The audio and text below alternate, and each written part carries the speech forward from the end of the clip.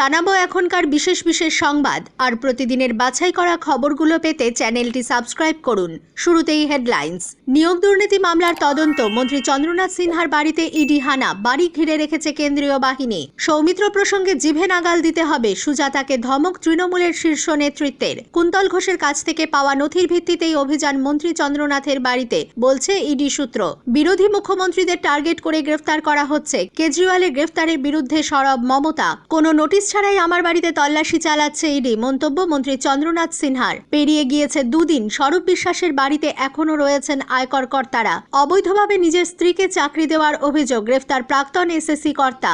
আসছে বিস্তারিত খবরে। বোলপুরের বিধায়ক তথা রাজ্যের মন্ত্রী চন্দ্রনাথ সিনহার বাড়িতে ইডির হানা। শুক্রবার সকালে তার বাড়িতে পৌঁছয় কেন্দ্রীয় তদন্তকারী সংস্থা। 3টি গাড়ি করে চন্দ্রনাথের নিচুপট্টির বাড়িতে পৌঁছন ইডি আধিকারিকরা। ইতিমধ্যেই কেন্দ্রীয় বাহিনী চন্দ্রনাথের বাড়ি ঘিরে ফেলেছে। চন্দ্রনাথ রাজ্যের ক্ষুদ্র এবং কুটির শিল্প মন্ত্রী। ইডি সূত্রে খবর, রাজ্যের প্রাথমিক নিয়োগ দুর্নীতির মামলায় তদন্ত চলাকালীন চন্দ্রনাথের নাম উঠে এসেছে তদন্তকারীদের হাতে। তার পরিপ্রেক্ষিতে কেন্দ্রীয় তদন্তকারী সংস্থার আধিকারিকেরা তার বাড়িতে পৌঁছেছেন বলে ইডি সূত্রে খবর। যদিও স্থানীয় সূত্রে জানা গিয়েছে, এই মুহূর্তে নিজের বাড়িতে নেই চন্দ্রনাথ। তিনি রয়েছেন তার গ্রামের বাড়ি মুরারিতে। 10:30টার কিছুক্ষণ পরে চন্দ্রনাথ মুরারির বাড়ি থেকে বোলপুরের উদ্দেশ্যে রওনা দেন। বোলপুরের বাড়িতে তার স্ত্রী এবং 2 ছেলে রয়েছেন বলে সূত্রের খবর। নিয়োগ দুর্নীতি কাণ্ডে ধৃত বলাগড়ের বহিষ্কৃত তৃণমূল যুবনেতা কুন্তল ঘোষের সূত্র ধরেই রাজ্যের মন্ত্রী চন্দ্রনাথ সিংয়ের বাড়িতে অভিযান কেন্দ্রীয় তদন্তকারী সংস্থার, এমনটাই খবর ইডি সূত্রে। নিয়োগ দুর্নীতির তদন্তে নেমে কুন্তলের বাসস্থানে তল্লাশি চালিয়েছিল ইডি। সেই তল্লাশি অভিযানের সময় একটি রেজিস্টার খাতা তদন্তকারী আধিকারিকদের হাতে আসে। সেখানে 100 জন চাকরি প্রার্থীর তালিকাও পাওয়া যায়। চন্দ্রনাথের মাধ্যমেই ওই 100 জন চাকরি প্রার্থী কুন্তলের সঙ্গে যোগাযোগ করেছিলেন বলে মনে করছেন ইডি আধিকারিকেরা। ইডি সূত্রে খবর, কুন্তল এবং চন্দ্রনাথের মধ্যে একজন মিডলম্যান ছিলেন। তাকে জিজ্ঞাসা করেও চন্দ্রনাথের নাম উঠে এসেছে বলে ইডি সূত্রের খবর। সেই সূত্র ধরে ইডি আধিকারিকরা শুক্রবার সকালে রাজ্যের ক্ষুদ্র এবং কুটির শিল্প মন্ত্রী চন্দ্রনাথের বাড়িতে হানা দেন বলে কেন্দ্রীয় তদন্তকারী সংস্থার সূত্রে খবর। যদিও চন্দ্রনাথের কথায় কেন ইডি তার বাড়িতে হানা দিয়েছে তা তিনি জানেন না।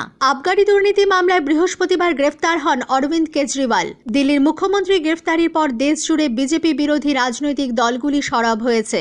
শুক্রবার এই বিষয়ে কড়া প্রতিক্রিয়া দিয়েছেন বাংলার মুখ্যমন্ত্রী মমতা বন্দ্যোপাধ্যায়। সোশ্যাল মিডিয়ায় লিখেছেন, জনগণের দ্বারা নির্বাচিত দিল্লির বর্তমান মুখ্যমন্ত্রী অরবিন্দ কেজরিওয়ালের গ্রেফতারের তীব্র নিন্দা করছেন। তিনি অরবিন্দের স্ত্রী সুনিতা কেজরিওয়ালের সঙ্গে কথা বলেছেন, তার পাশে থাকার বার্তা দিয়েছেন। মমতা বন্দ্যোপাধ্যায়ের অভিযোগ, বিরোধী মুখ্যমন্ত্রীদের টার্গেট করে গ্রেফতার করা হচ্ছে। আজ নির্বাচন কমিশনের প্রতিবাদ জানাতে যাচ্ছেন ইন্ডিয়া জোটের প্রতিনিধিরা। তৃণমূলের তরফে যাচ্ছেন ডেরেক ও নাদিমুল হক। বাংলার মুখ্যমন্ত্রীর অভিযোগ, নির্বাচিত বিরোধী মুখ্যমন্ত্রীদের ইচ্ছাকৃতভাবে লক্ষ্য করা হচ্ছে। আর বিজেপির সঙ্গে হাত মেলাতে সিবিআই ইডি তদন্তে অভিযুক্তদেরও অসদাচরণ চালিয়ে যেতে দেওয়া হচ্ছে। এটা গণতন্ত্রের ওপর নির্মম আঘাত। শুক্রবার ইন্ডিয়া জোট ইলেকশন কমিশনের সঙ্গে দেখা করবে। নিয়োগ দুর্নীতি কাণ্ডে গ্রেফতার করা হলো স্কুল সার্ভিস কমিশনের পশ্চিমাঞ্চল এবং উত্তরাঞ্চলের প্রাক্তন চেয়ারম্যান শেখ সিরাজউদ্দিনকে। বৃহস্পতিবার রাতে তাকে গ্রেফতার করা হয়। এর আগে 21শে ফেব্রুয়ারি তাঁর স্ত্রী জেসমিন খাতুনকেও গ্রেফতার করা হয়। জানা গিয়েছে, শেখ সিরাজউদ্দিন শালডিহা কলেজের অধ্যক্ষ।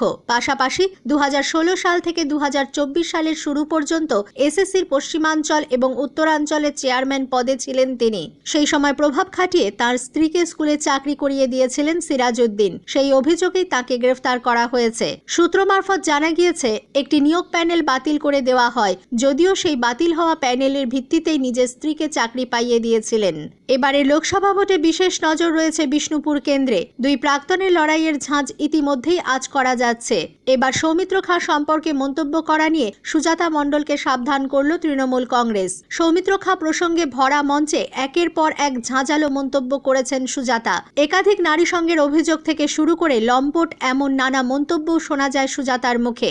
এবার তাঁকেই জিভে লাগাম দিতে বলল দল। দলের শীর্ষ নেতাদের পরামর্শ, হাত জোর করে ভোট চাওয়া ছাড়া প্রতিপক্ষকে কোনো ব্যক্তি আক্রমণ করা যাবে না। এর আগেও সৌমিত্র খাকেও এই একই সাবধানবাণী শুনিয়েছে বিজেপি। বিজেপির তরফে সৌমিত্রকে কড়া নির্দেশ দেওয়া হয়েছে, প্রতিপক্ষকে কোনো রকম ব্যক্তি আক্রমণ বা অসংযত শব্দ ব্যবহার করা যাবে না।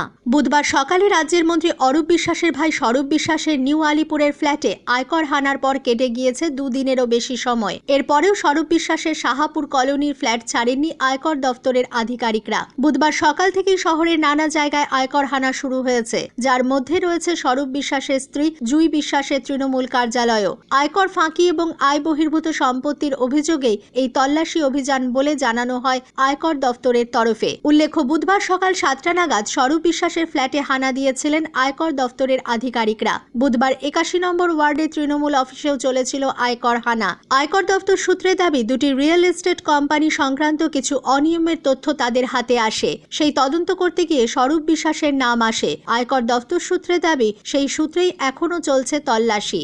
বহুতল ভেঙে পড়ে মৃত্যু মিছিল দেখা গিয়েছিল গার্ডেন রিচে, যা রাজ্য রাজনীতিতে বড় খবর। তবে আজ শুক্রবার দিনও মৃত্যুর সংখ্যা বাড়ল। গার্ডেন রিচ বিপর্যয়ে 4 দিন অর্থাৎ 100 ঘন্টা পেরিয়ে গিয়েছে। তারপর উদ্ধার হয়েছে আব্দুল রউফ নিজামী ওরফে শেরুর দেহ। বৃহস্পতিবার মাঝরাতে ধ্বংসস্তূপ থেকে শেরু চাচার দেহ উদ্ধার করে এসএসকেএম হাসপাতালে পাঠানো হয়। আর সেখানেই আজ ভোররাতে তাঁকে চিকিৎসকরা মৃত বলে ঘোষণা করেন। ফলে মৃতের সংখ্যা বেড়ে দাঁড়ালো 11। আহত বেশ কয়েকজন এখনও চিকিৎসাধীন। এদিকে বৃহস্পতিবার মাঝরাতে তল্লাশি চালানোর সময় এই দেহ উদ্ধার হয়। উদ্ধারকারী দলের সদস্যরা তার সামনে নিয়ে আসেন এবং হাসপাতালে পাঠানোর ব্যবস্থা করেন। মঙ্গলবার রাত পর্যন্ত গার্ডেন রিচ বহুতল বিপর্যয়ে মৃতের সংখ্যা ছিল 10। বৃহস্পতিবার রাত 2:50 নাগাদ আব্দুল রউফ নিজামী ওরফে শেরু নিজামের দেহ উদ্ধার করা হয়। এলাকায় শেরু চাচা নামেই পরিচিত ছিলেন তিনি।